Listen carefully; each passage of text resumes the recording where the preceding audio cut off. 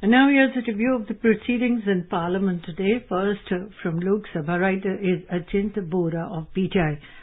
Lok Sabha today passed the Constitution 127th Amendment Bill 2021 that seeks to restore the power of states to make their own OBC lists after over 6-hour-long marathon debate. In his reply to the debate, Social Welfare Minister Dr. Virendra Kumar thanked the members for supporting the bill and said the legislation is a reflection of Prime Minister Narendra Modi's commitment for the welfare of the backward communities. He said today is a very historic day as we are giving power to the states to prepare their own lists of OBCs. Kumar said the bill will strengthen the country's federal structure and empower the states. He also referred to several initiatives taken by the Modi government for the welfare of the backward communities that include constitutional status to the Backward Castes Commission and OBC reservation in medical education.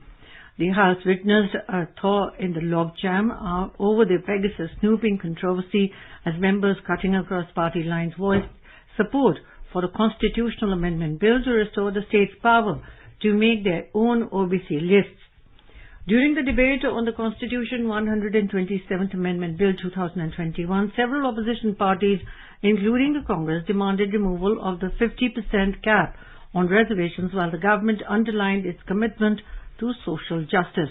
For the first time since the monsoon session of Parliament began on July 19, Lok Sabha witnessed a debate in an orderly manner as the opposition put their protests demanding a discussion on the Pegasus snooping allegations on hold for the bill.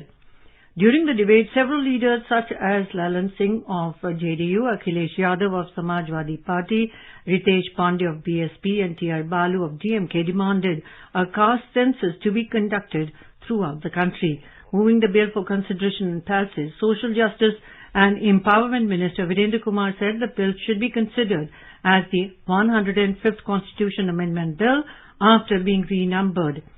The 102nd Constitution Amendment Act of 2018 inserted Articles 338B, which deals with the structure, duties and powers of the National Commission for Backward Classes, and 342A that deals with the powers of the President to notify a particular caste as an SEBC and the power of Parliament to change the list.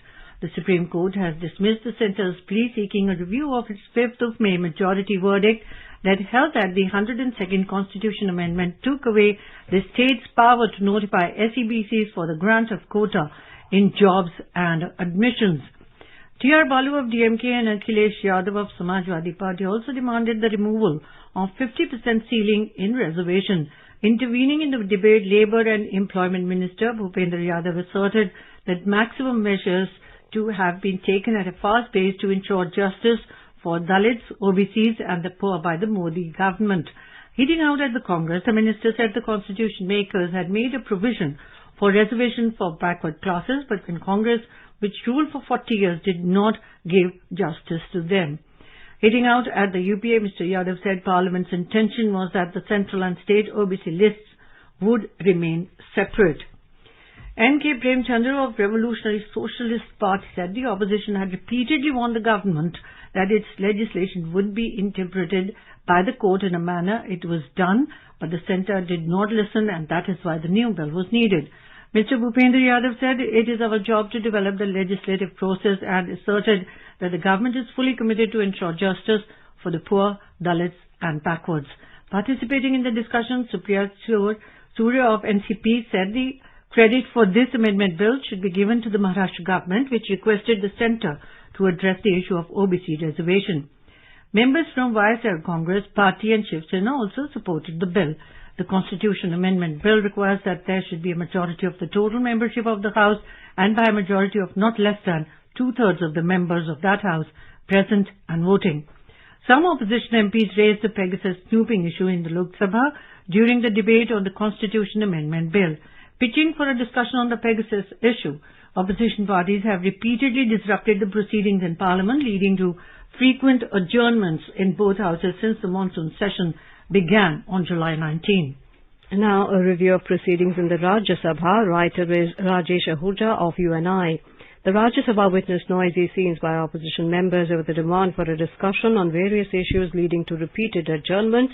When the House met for the day, Chairman M. Venkaiah Naidu said he has disallowed notices from several members for discussion on Pegasus issue. Chairman told the members that a discussion on the farmers issue has been listed. With noisy scenes continuing, the Chairman adjourned the House till 12 noon.